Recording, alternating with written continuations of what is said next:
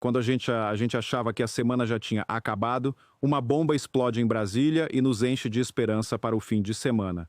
O ministro Luiz Fux não esperou a segunda-feira, ele acaba de votar pela anulação dos processos contra os réus do 8 de janeiro. Não é mais sobre o ex-presidente Bolsonaro, é sobre todos eles. É a justiça que, pelo visto, não tira folga e a gente vai entender o que essa decisão significa. Vamos direto ao que interessa, porque o que a gente acabou de testemunhar foi, para mim, um dos movimentos mais importantes e significativos desde o início de toda essa crise. É um daqueles momentos que transformam a desesperança em uma possibilidade real de virada. E tudo isso graças, mais uma vez, à postura técnica e corajosa do ministro Luiz Fux. A gente já tinha visto, no julgamento do ex-presidente Bolsonaro, o voto histórico do ministro Fux pedindo a anulação completa do processo.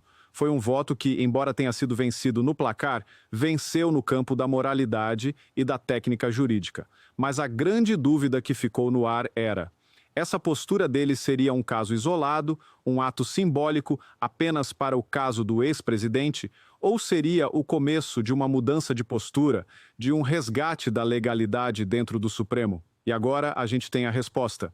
O ministro Fux começou a aplicar exatamente o mesmo raciocínio, a mesma fundamentação aos processos dos outros réus do 8 de janeiro.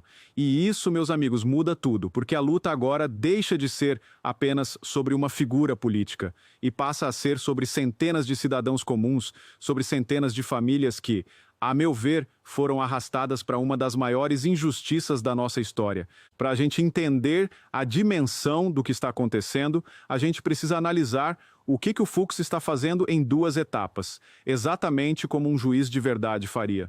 A primeira etapa é a da análise da validade do processo em si. É o que os advogados chamam de preliminares. E aqui ele está sendo consistente e implacável. Ele está dizendo para cada um desses casos a mesma coisa que disse no caso do Bolsonaro. O Supremo Tribunal Federal é incompetente para julgar essas pessoas. E por quê? Porque são cidadãos comuns, sem foro privilegiado. Pela Constituição e pelas próprias regras que o Supremo seguia, os casos deles deveriam estar na primeira instância, com juízes concursados, com direito a todos os recursos. Ao manter esses processos no STF, a Corte estaria, na visão do Fux, atropelando a Constituição. E o resultado disso, segundo o voto dele, é um só: a nulidade de todos os atos. É jogar tudo no lixo e começar do zero, no lugar certo. Isso por si só já é uma bomba. É o ministro mais antigo da Corte dizendo que centenas de processos que tramitam por lá são, na sua essência, ilegais. Mas ele não para por aí. Depois de dizer que o processo inteiro é nulo, ele faz questão de entrar na segunda etapa: a análise do mérito, a análise das provas, a análise da culpa de cada um. E é aqui que a gente vê a diferença gritante entre um juiz e um carimbador de sentenças. O ministro Alexandre de Moraes e os que o seguiram, em geral, trataram todos os réus como uma massa uniforme. A tese deles era a de que todos, por estarem lá, eram culpados de uma série de crimes gravíssimos, como golpe de Estado e abolição violenta do Estado Democrático de Direito, o que resultou em penas absurdas de 14 e 17 anos de prisão. Mas o que o Fux está fazendo? Ele está individualizando as condutas. Ele está fazendo o que todo juiz deveria fazer: olhar para cada caso, para cada pessoa e perguntar: o que essa pessoa fez e quais são as provas contra ela? E os primeiros resultados dessa análise técnica são de cair o queixo e expõem a crueldade do que vinha sendo feito. Em um dos casos, o da senhora Cristiane Angélica, uma mulher de 59 anos, o que o Fux concluiu? Que simplesmente não havia provas contra ela. As imagens não mostravam ela quebrando nada, não mostravam ela cometendo nenhum ato de violência. E com base nisso, ele votou pela sua absolvição. Uma mulher que, pelo voto dos outros ministros, estaria condenada a mais de uma década de prisão, agora tem um voto pela sua completa inocência, baseado na mais simples das lógicas: sem prova, não há crime. No segundo caso, o do senhor Lucimário Benedito, o Fux viu que sim havia provas de que ele teria participado de atos de vandalismo. E o que ele fez? Ele votou pela condenação, mas não pelos 5 crimes que o relator queria imputar a ele. Ele votou pela condenação apenas pelo crime que tinha prova: o de dano ao patrimônio. E a pena, em vez dos 14 ou 17 anos que os outros queriam, foi de 1 ano e 6 meses. Você entende a diferença? É a diferença entre a vingança e a justiça. A vingança coloca todo mundo no mesmo saco e aplica a pena máxima possível, como um recado, como uma demonstração de força.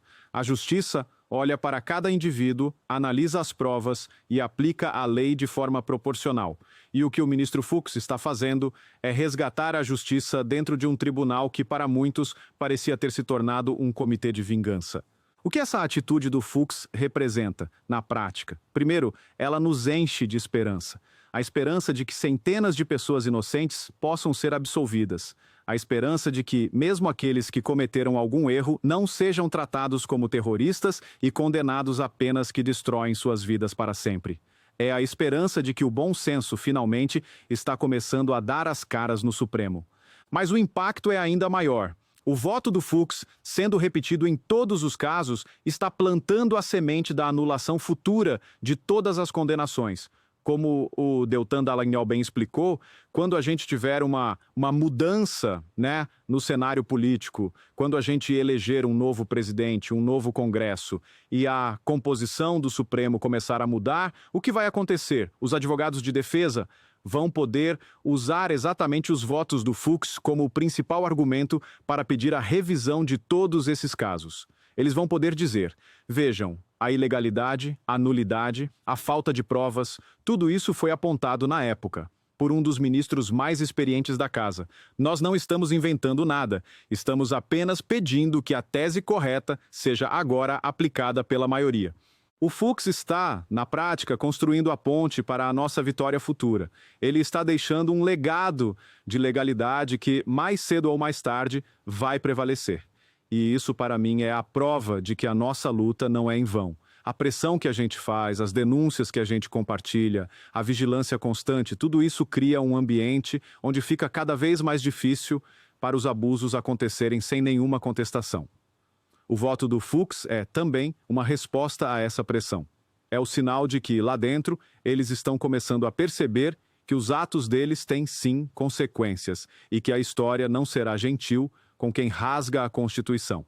A bomba de sábado que o ministro Fux soltou é a notícia que a gente precisava para renovar as nossas energias. Ela nos mostra que, mesmo quando a gente perde uma batalha, como foi a condenação do ex-presidente, a guerra está longe de acabar. E que, às vezes, a nossa maior arma pode vir de onde a gente menos espera. A justiça, de fato, não tira folga.